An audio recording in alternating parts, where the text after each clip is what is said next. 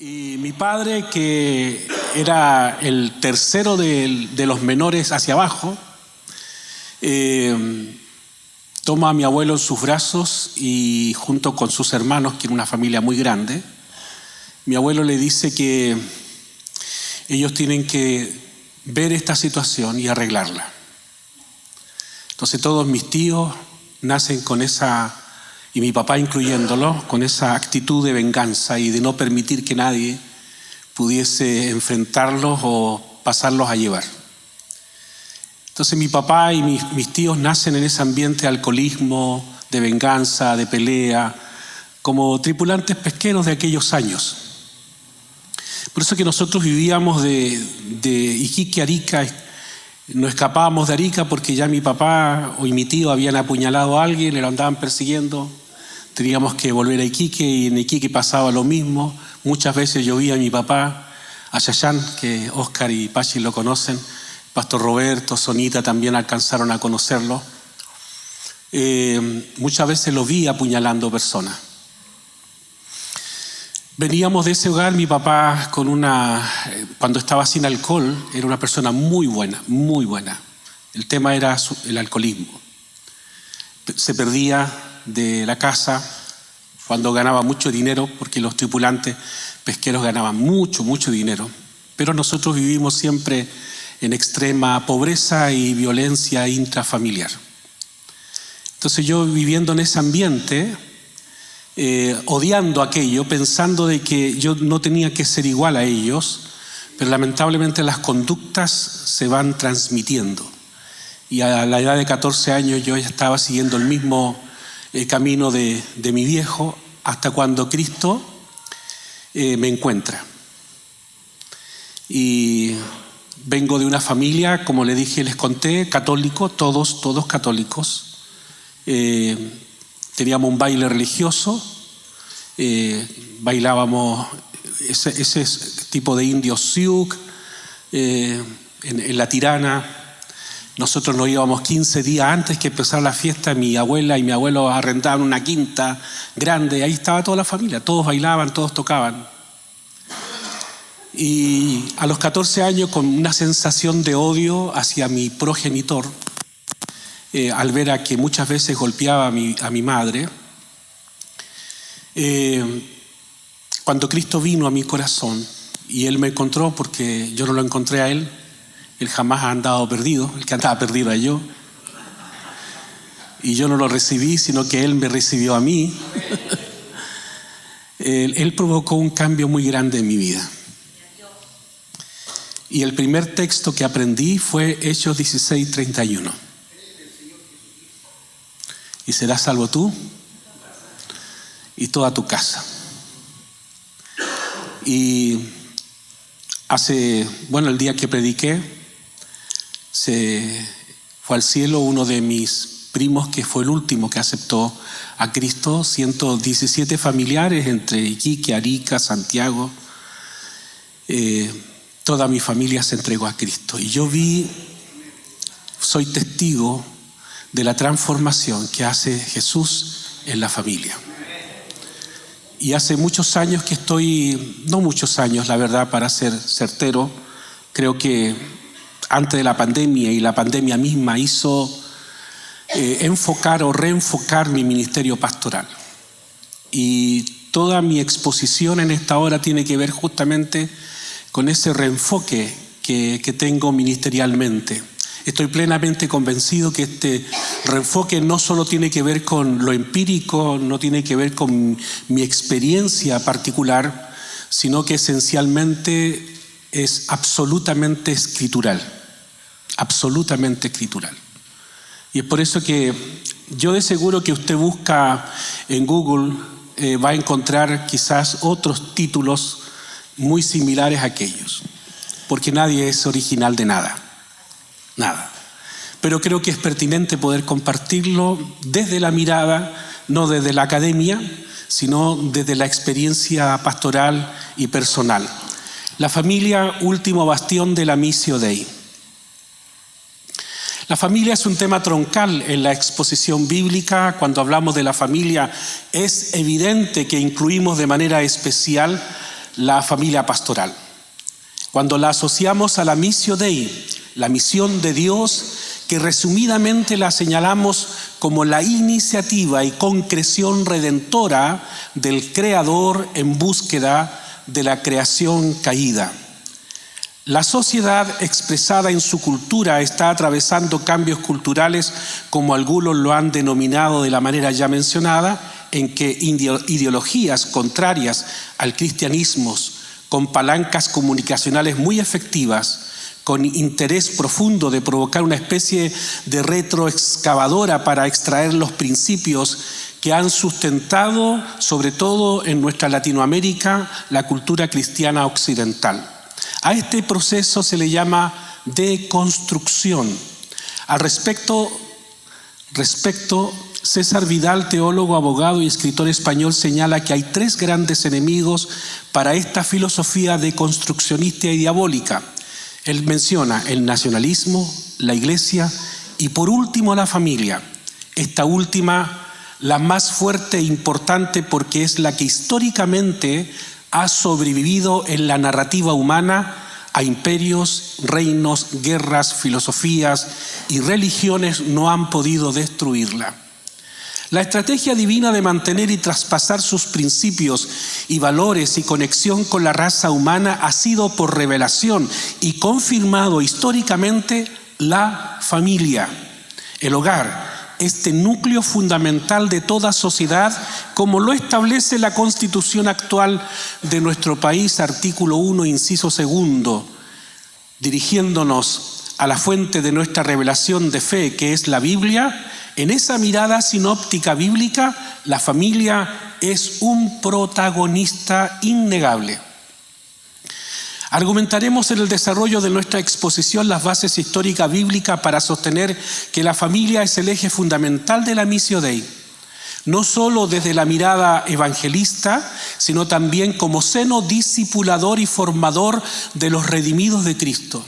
Cuando usamos el concepto bastión, es un término usado en las estrategias militares como el lugar o sitial de mayor protección, generalmente en altura, para dar las últimas batallas y no caer rendido ante un enemigo. Recordando la cita de César Vidal, que el deconstruccionismo tiene 3 grandes enemigos, la familia sería este último lugar donde preservar la fe, los principios y valores y preservar el celo evangelístico. En ese aspecto se enfocará esta presentación, que la hemos dividido en 4 secciones. 1, argumentación bíblica histórica de la familia como eje de la Missio Dei. Conceptualización social de la familia en la hipermodernidad. 3, situación de crisis de la eclesiología evangélica con respecto a la familia. Y 4, hacia una propuesta desde la pastoral, volviendo a centrar la familia en la Missio Dei. Argumentación bíblico-histórica de la familia como el eje de la Missio Dei. Es innegable en la narrativa bíblica y aún desde la mirada sinóptica escritural, como ya hemos dicho, ver cómo la familia se ha constituido la finalidad relacional de Dios en el proceso salvífico y de cómo la convierte desde la unidad básica comunitaria la proyección de su propia comunidad divina. Al respecto, John O'Donnell, en su artículo La Trinidad como Comunidad Divina, sostiene que el gran teólogo Agustín explicó la triunidad en un concepto muy individual, desde la perspectiva de que un ser humano consciente de la imago Dei se reconoce a sí mismo y a la vez se ama. Este descubrimiento de la imago Trinitatis en la autopresencia, autoconocimiento y autoamor del espíritu humano es la herencia dejada por Agustín y que sería recogida y desarrollada especialmente por Tomás de Aquino. Esta perspectiva ayuda mucho a la unidad, pero deja de lado la comunidad.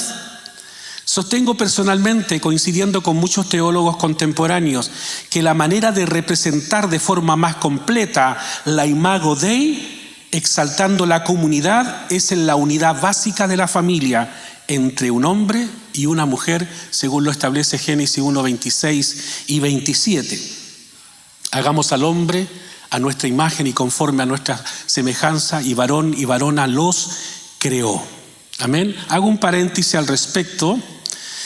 Desde el punto de vista género, Dios no tiene género.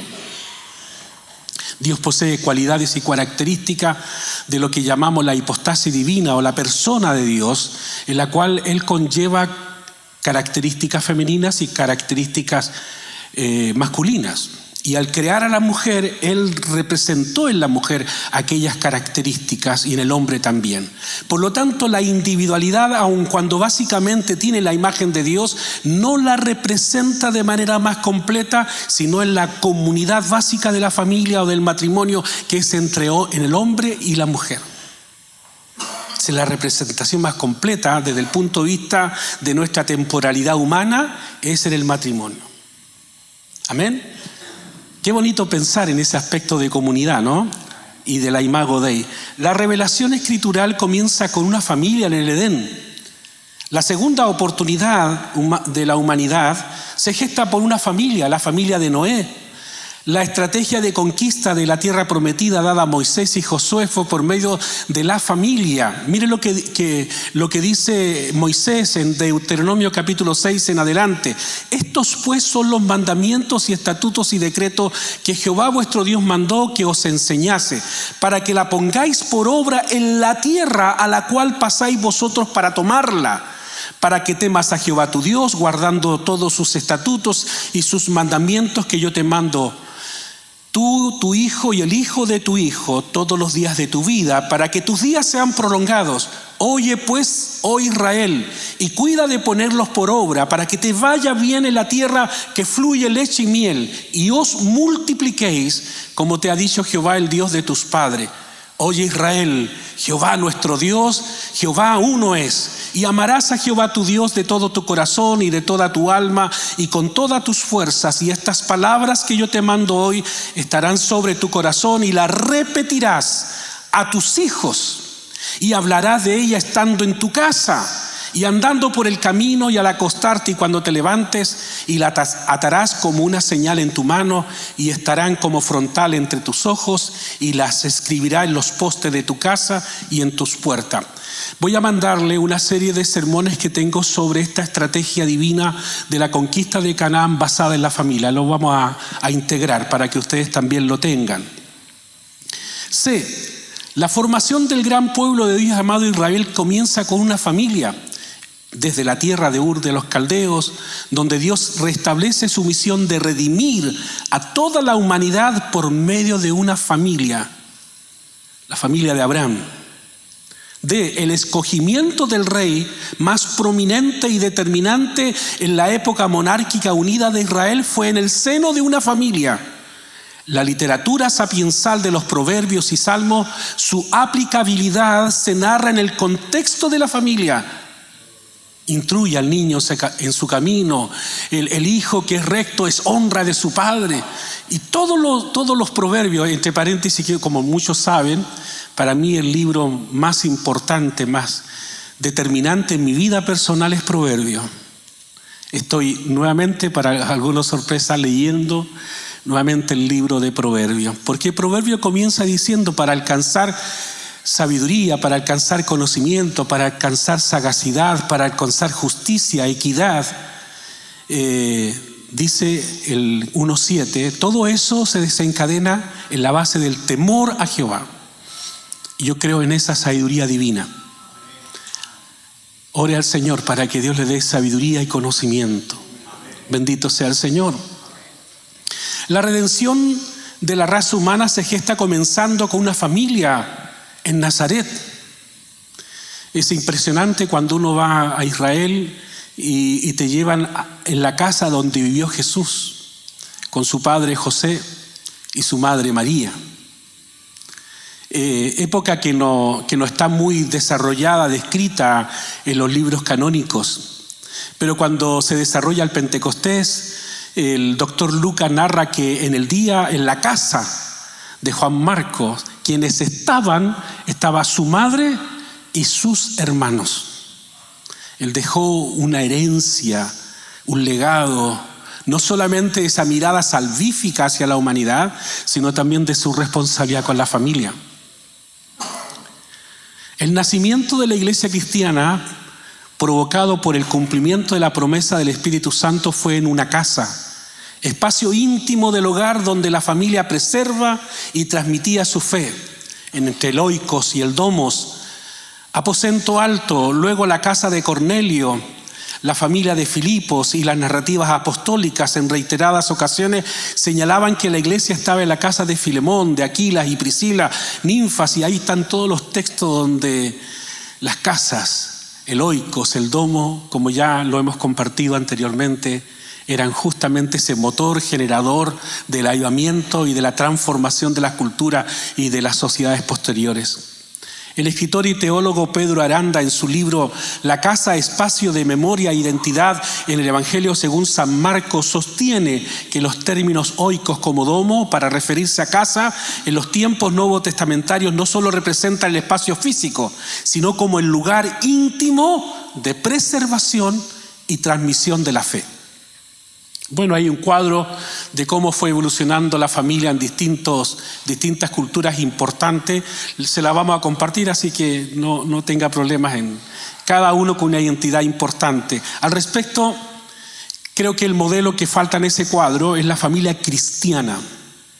La familia cristiana bajo el modelo de la vida de Jesús y bajo las enseñanzas apostólicas de Pedro y de Pablo, y particularmente de Pablo hablando de la familia.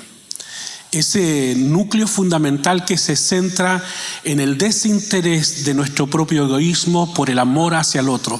Esos son los principios de Cristo que fundamentan la familia occidental cristiana y que hoy día nosotros enseñamos, pregonamos y defendemos. Uno de los grandes teólogos de la doctrina de la santidad, sin lugar a dudas, fue Juan Wesley.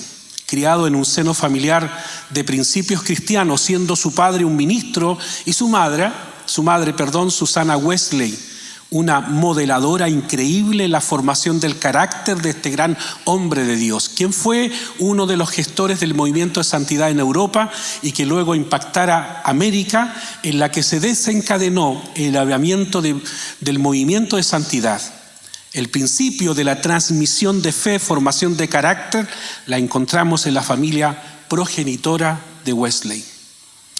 Conceptualización social en la hipermodernidad de la familia. Estamos conscientes de los tiempos peligrosos que vivimos, lo que diría nuestro obispo Cancino, los tiempos calepos. Esto es como característica de la hipermodernidad, en que el hedonismo, el narcisismo, el extremo individualismo y una perspectiva desbordante de la importancia de la economía en desmedro de la comunidad o colectividad, desvalorizando la importancia de aquellas cosas que no se pueden comprar con dinero, que nos lleva a la coincidencia del relato apostólico en 2 de Pedro, capítulo 3, verso 1 al 5. También debes saber esto, que en los postreros días vendrán tiempos peligrosos, porque habrá hombres amadores de sí mismos, avaros, vanagloriosos, soberbios, blasfemos, desobedientes a los padres, ingratos, impíos, sin afecto natural, implacables, calumniadores, intemperantes, crueles, aborrecedores de lo bueno, traidores, impetuosos, infatuados, amadores de los deleites más que de Dios, que tendrán apariencia de piedad, pero negarán la eficacia de ella. A estos evita. Esta nueva cultura desbocada, sin rienda, donde el desvalor pasa a ser el estándar de una normalidad, y con el posterior camino de la legalidad de la conducta inmoral, donde su gran eslogan, nada es absoluto, todo es relativo, a lo que Zygmunt Bauman también denominara en su libro La cultura en el mundo de la modernidad líquida. La deconstrucción de los principios cristianos occidentales para colocar nuevas bases en un nuevo ropaje de los movimientos políticos anticristianos. Al respecto del origen de este accionar, la deconstrucción es un concepto lingüístico, filosófico, elaborado por Jacques Derrida para desmenuzar los textos y desligarlos de su coherencia original a través de la búsqueda de las raíces manipuladoras que se esconden en cada término, estructura sintáctica o párrafo, y naturalmente en cada argumentación. Producto estrella del postestructuralismo, que cobra fuerza cuando las falacias del socialismo real implementado por el Partido Comunista de la llamada Unión Soviética se pone de manifiesto, y la izquierda postmoderna se da cuenta de que hay que reinvertirse o morir. Esta época brevemente descrita nos lleva a los cristianos a dos caminos: Uno, a la adaptación al proceso. Estoy repitiendo ya conceptos que ustedes han recibido a través de los otros expositores. Uno, a la adaptación al proceso de socavamiento de los principios que han sostenido nuestra sociedad cristiana occidental, o mantener firme la fe, no como una medida de resistencia a lo establecido, sino por un convencimiento profundo en las enseñanzas de aquel que dividió la historia humana, y que sus valores y forma de vida bajo la óptica del amor al prójimo hacen muy bien y bendicen la cultura de nuestros tiempos. En esta filosofía su comienzo son degenerar el lenguaje y destruir los conceptos para que desencadenen un ambiente o una cultura donde se pueda abrazar nuevas formas de vivir. En la nueva relatividad, entonces, dentro de la temática nuestra de esta exposición, ya no se habla de familias, sino de familias, como ya lo hemos señalado anteriormente a través de las otras exposiciones, donde el principio de la excepcionalidad es superior y norma la generalidad. Esta simple pluralidad por sobre la singularidad es un gozne cultural o una bisagra para abrir puerta a una nueva conceptualización de familia, transformando su naturaleza, composición y propósito, aceptando la normalidad y posterior legalidad de las uniones homoparentales entre dos hombres o dos mujeres, en casos más liberales donde son más de dos, y extremos como uniéndose en casamiento a un árbol, a una mascota o con uno mismo. Terminología de matrimonio y familia. Matrimonio. Santo Tomás de Aquino propone 4 etimologías posibles en su Summa Teológica. Según este santo erudito, el vocablo matrimonio podría provenir de matrem munens o muniens, defensa de la madre, de matrem mones, aviso dado a la madre para que no se aparte de su marido, de maternato, porque por el matrimonio se hace una mujer madre de un nacido, o de materia y monos, porque por el matrimonio se unen dos en uno para formar una sola materia. Familia, diccionario etimológico en línea. La palabra familia viene del latín que deriva de famulus, que significa sirviente o esclavo, equivalente a patrimonio, que se consideraba a los parientes sanguíneos y sirvientes propiedad y pertenencia de un amo. Esta derivación lingüística nace como un lenguaje de identificación y protección que otorgaba el patrimonio, la paternidad y mantención que daba un hombre a los ya señalados, y principalmente en los mercados, por autopercibirse los esclavos que desempeñaban labores en los mercados o en grandes aglomeraciones de personas, señalando que pertenecían a tal familia, a tal famulus o a tal paternidad. Semánticamente, en resonancia a nuestros tiempos, la familia está basada en el patrimonio que otorga identidad, protección, alimentación. Tenía su origen en el hombre, y en el matrimonio su base de origen de ser y de compañera del hombre que recae sobre la mujer. Al respecto, el apóstol Pablo en su epístola a los Efesios establece roles que protegen y cuidan el matrimonio y la familia, colocando el axioma del sometimiento mutuo. Efesios 5, 21, someteos los unos a los otros. Es decir, el concepto de mater y el concepto de pater, de familia y de matrimonio, entonces se establece sobre la base del sometimiento mutuo, como establece la Escritura. Situación de crisis de la eclesiología evangélica con respecto a la familia. El pastor Carlos Verges, al respecto en la prensa cristiana, señala: y es que nosotros los pastores le hemos hecho un gran daño a los hermanos que se convierten a Cristo buscando su salvación. Luego que se declaran hijos de Dios, les cargamos con una serie de actividades sin darnos cuenta que en sus mentes y en sus corazones se va forjando un paradigma que a la postre es falso. Se llama activismo. Mantenerse ocupado haciendo evangelio en vez de ser el evangelio en vida. Tenga cuidado. Este tiempo de crisis nos dejará muchas enseñanzas si somos consecuentes a los procesos bíblicos. Interpretaremos y aplicaremos el aprendizaje de nuestra fe y conducta de este tiempo único vivido por nuestra generación. ¿Cuál fue ese tiempo? Es que vivimos una pandemia.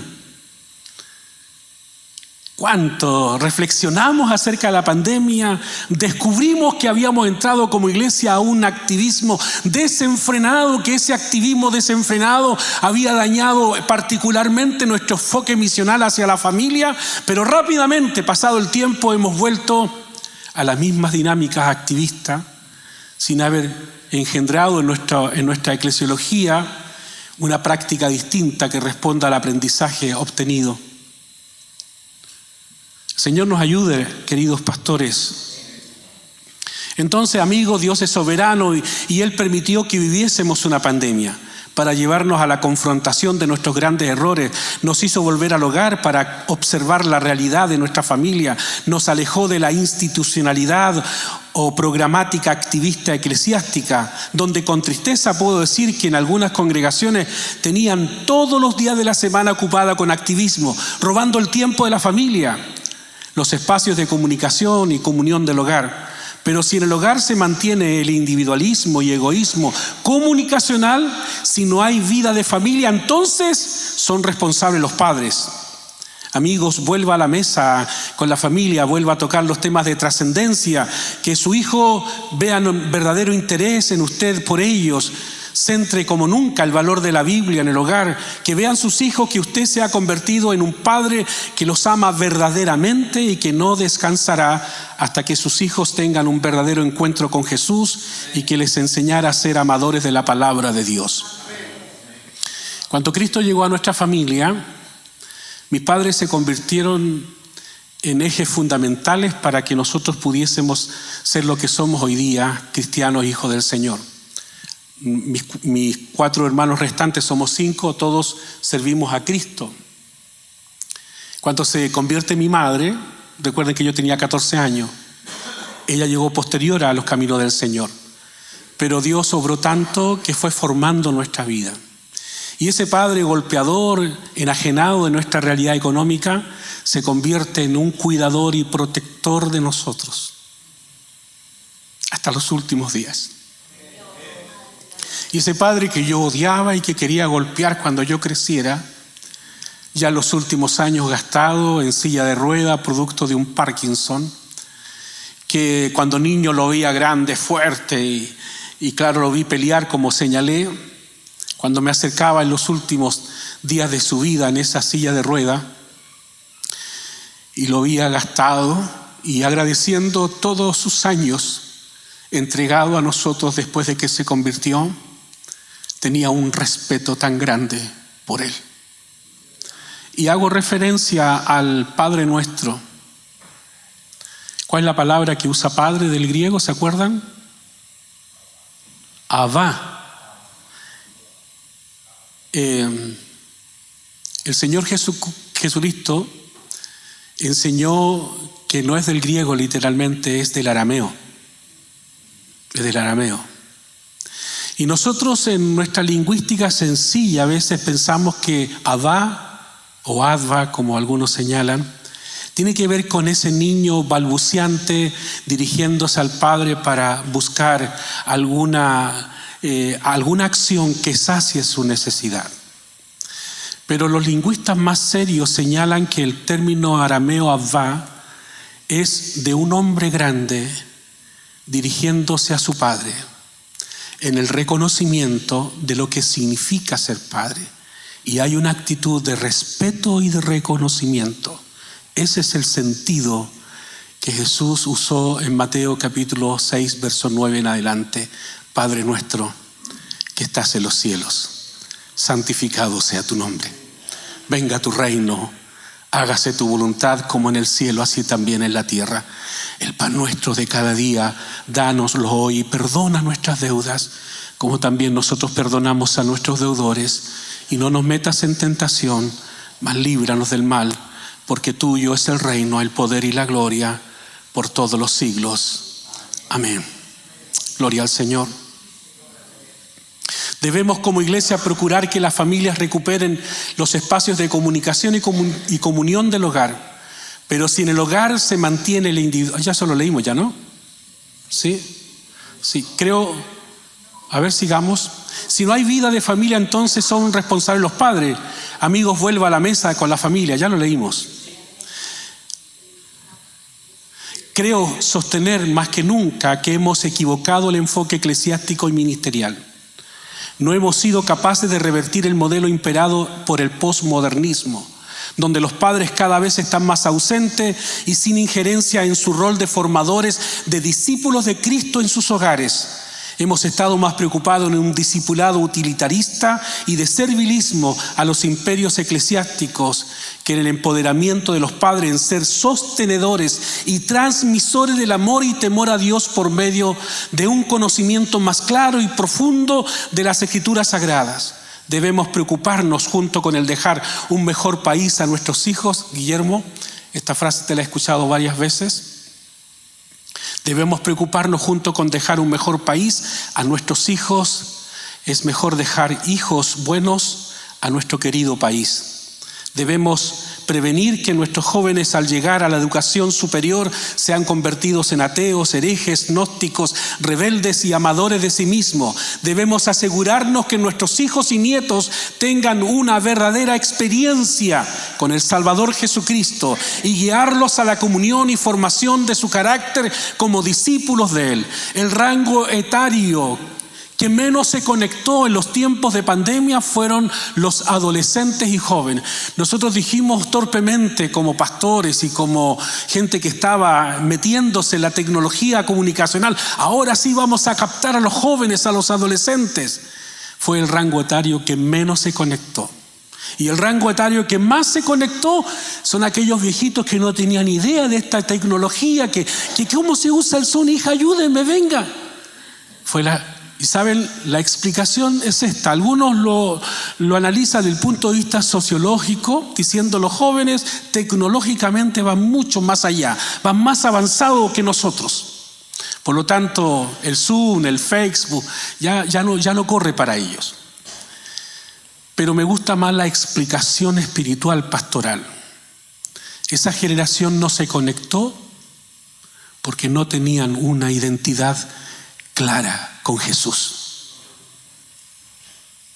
¿Cuál prefiere usted? Usted puede decir ambas.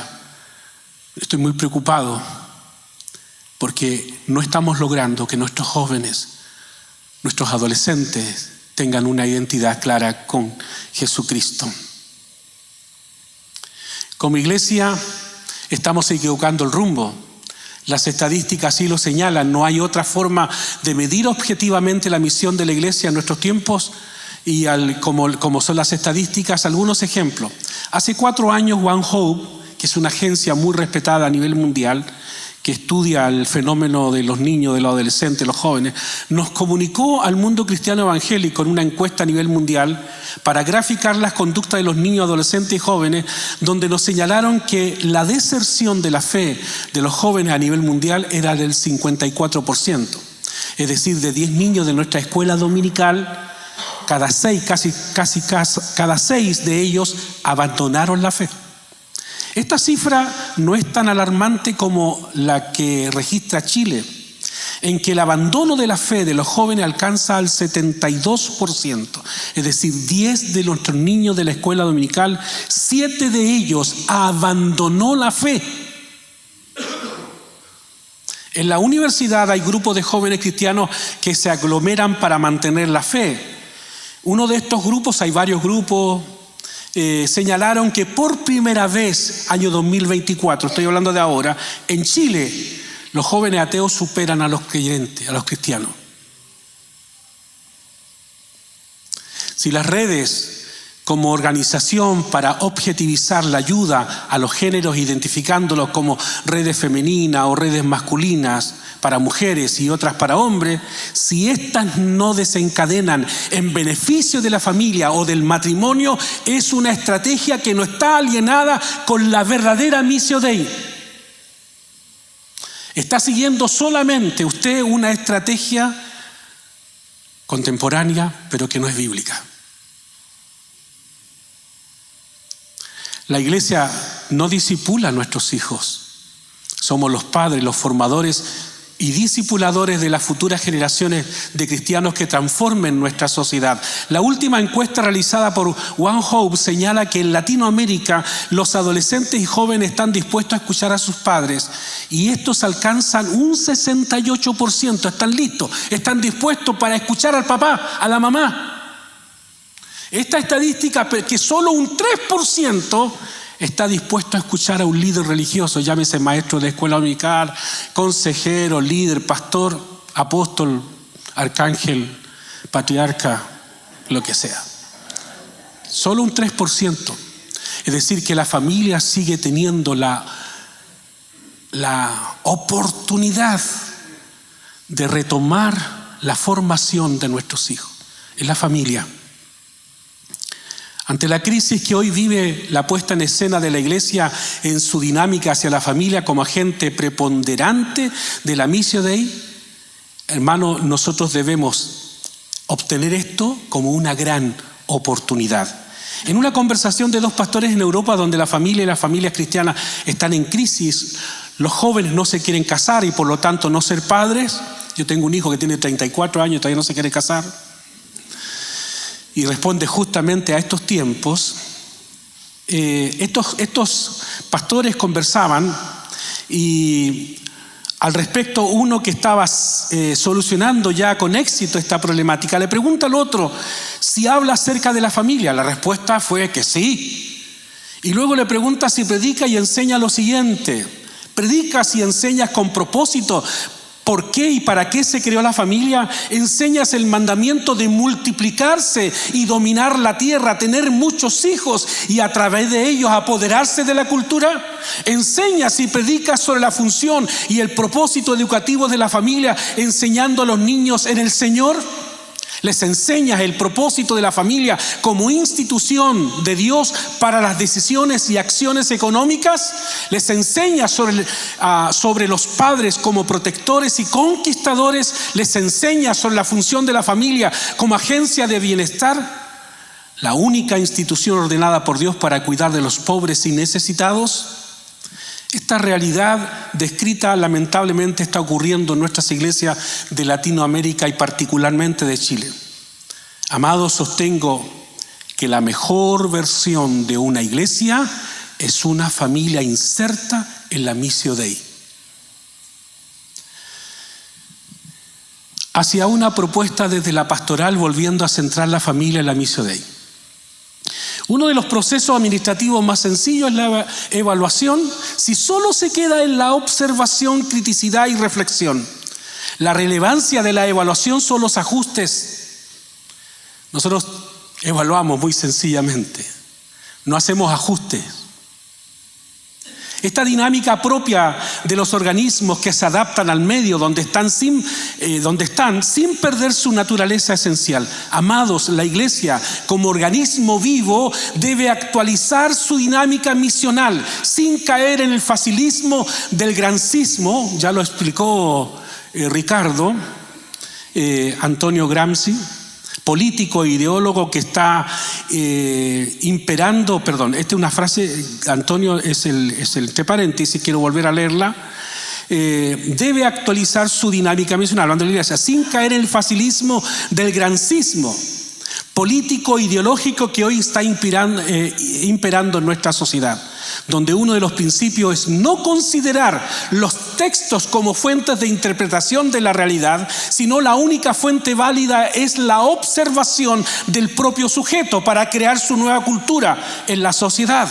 Hago mención a uno de mis mentores en el área pastoral y sobre todo cuando fui superintendente de distrito de la Iglesia del Nazareno, me refiero al pastor Luis Busle, que Jorge y Oscar conocieron, quien señalaba lo siguiente en la dinámica de la iglesia: el pastor es clave o un clavo. En este aspecto, como tú señalabas en tus conclusiones, en este aspecto usted como pastor es una figura relevante para influir en su iglesia, para hacer los ajustes y volver a poner a la familia como eje sustancial en la Missio Dei. Usted es la persona que puede reordenar, renovar y empoderar la familia. Primero, en la importancia vital de la formación del carácter como padre hacia sus hijos, reorientar a la familia como un agente de transformación social. Evite que la institucionalidad siga destronando el enfoque que la Biblia le da a la familia. Ajuste su programática eclesial local para dialogar, enseñar y discipular a los padres en sus roles dentro de la familia. Conecte la dinámica de las escuelas bíblicas de su iglesia con el proceso formativo junto con los padres. Descentralice su iglesia. Llévela a la familia. Pase de ser una iglesia pastoral a una iglesia ministerial familiar. ¿Cuántos grupos de conexión tienes, Guillermo, en tu iglesia? ¿Cuántos grupos de conexión tienes en tu iglesia? ¿25? 25 grupos de conexión. Familia, hogares, descentralizar la iglesia, empoderar la familia. Yo solo tengo 5 grupos de conexión. Tengo 45 familias conectadas a mi iglesia. Y eso me hizo reorientar para ir en ayuda de la familia. Dios nos ayude. Aleluya. Ponga en la palestra de sus dinámicas de predicación temas sustanciales de la familia. Que las redes distintas de su orgánica eclesial se enfoquen en bendecir la comunicación, generando ambientes propicios de diálogos valóricos en la familia. Fernando V. Fernández señala lo siguiente al respecto de la familia en la Missio Dei. La familia es la única institución tradicional que crece en prestigio, credibilidad y deseabilidad. La familia se ha convertido en la principal fuente de cultura. El amor familiar y la filiación son una experiencia deseada y virtuosa. Esto hace que la familia sea demandada, aunque no tenga suficiente centralidad en las esferas públicas como para ser también fuente de valor para ordenar parte de la comunidad política. Una teología bíblica de la misión pone a Dios en el centro de la misma. Dios es el principio y el final. Dios es el arquitecto, pero también el ingeniero de su plan misional. Y la familia ha estado y sigue en el centro de sus planes. No voy a tocar esa parte. Voy a concluir.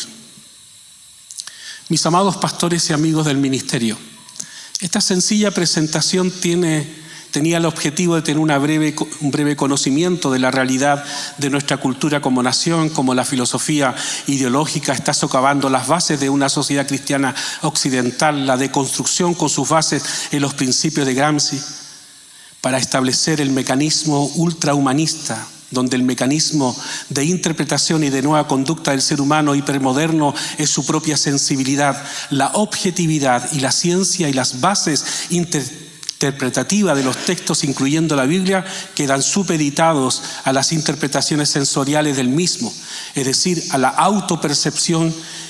Con ello está el paso de la deconstrucción lingüística, incluyendo la familia, y el solo hecho de incluir la pluralidad a este concepto se da por sentado otras percepciones de familia. Cuando exponemos que la familia es el último bastión de la Missio Dei, es decir, la misión de Dios en rescate de la humanidad, señalamos que la familia es central en esa iniciativa divina, pero al crearla con este objetivo, la dotó con características especiales que le permite transformarse en tiempos de crisis, calepos, como un bastión para brindar las batallas más decisivas en el cumplimiento de la Missio Dei, o la misión de Dios, y la preservación de su mensaje y principios y valores. ¿Cómo se puede transformar en ese ámbito básico de discipulado esta familia en el proceso verdadero de la formación del carácter de los hijos? Y cómo estos, con una identidad clara con Cristo, son agentes de transformaciones de su cultura. Para esto es vital que la iglesia, la Famulus Dei, empodere a la célula básica de la sociedad, entregándoles herramientas de un discipulado bíblico y práctico de cómo ser iglesia en familia. Un agente sustancial de este proceso es el pastor, para que esté consciente de ayornar su iglesia sin perder su identidad. Vamos a orar Vamos a pedirle al Señor que nos ayude. Recordemos que más que filosofías e ideología, este es un tema central del reino de Dios, avanzando aún cuando las tinieblas estén con su aparataje atacando con fuerza. Recuerde siempre, la familia es el último bastión de la Missio Dei. Efesios 6, hijos, obedeced al Señor a vuestros padres, porque esto es justo. Honra a tu padre y a tu madre, que es el primer mandamiento con promesa, para que te vaya bien y seas de larga vida sobre la tierra. Y vosotros, padres, no provoquéis a ira a vuestros hijos, sino criadlos en disciplina y amonestación del Señor. El verso 10 del mismo capítulo, el apóstol señala: por lo demás, hermanos míos, fortaleceos en el Señor y en el poder de su fuerza, vestíos de toda la armadura de Dios para que podáis estar firme contra las acechanzas del diablo, porque no tenemos lucha contra sangre y carne, sino contra principados, contra potestades, contra los gobernadores de las tinieblas de este siglo, contra huestes espirituales de maldad en las regiones celestes. Por tanto, tomad toda la armadura de Dios para que podáis resistir el día malo, y habiendo acabado todo, estar firmes. Estad pues firmes, ceñidos vuestros lomos con la verdad, y vestido con la coraza de justicia, y calzado los pies con el apresto del evangelio de la paz, y sobre todo tomad el escudo de la fe, con que podáis apagar todos los dardos del fuego del maligno, y tomad el yelmo de la salvación y la espada del Espíritu, que es la palabra de Dios, orando en todo tiempo, con toda oración y súplica en el Espíritu, y velando en ello con toda perseverancia y súplica por todos los santos. Hemos enfocado la crisis hoy día desde el punto de vista ideológico, del punto de vista filosófico. Pero recuerde que esencialmente somos pastores, y este es un tema de una guerra espiritual. Espiritual. La oración es fundamental, nuestra consagración, pero que esa vida espiritual tenga también un accionar de cambiar nuestra eclesiología. Reenfoquémonos en la familia. Padre, en el nombre de Jesús, te damos gracias por esta jornada. Nos has bendecido con temáticas tan importantes e interesantes, Señor. Gracias por hablarnos. Mi familia fue transformada por el Evangelio. Tengo un nieto que es misionero en Nepal. Mi madre fue pastora, mi hermano pastor. Tengo un sobrino pastor. Tengo un primo pastor. Tengo una cuñada pastora. Sigue levantando familias. Sigue levantando familias. También, Señor, te confesamos que hay algunos de los nuestros que se han apartado. Pero creemos, Señor, firmemente, como dice Isaías, que jamás tu palabra volverá a ti vacía. Jamás volverá a ti vacía. Vuelve los corazones de nuestros hijos a ti, de nuestros nietos. Ayúdanos a asumir nuestro rol en nuestra familia como pastores, Señor.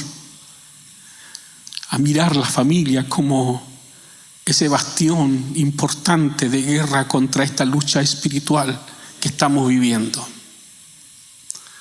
Ayúdanos a empoderar a los padres para formar y discipular a sus hijos. Gracias, Señor, por este tiempo.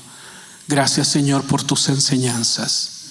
Oramos agradecidos en el nombre de Jesús.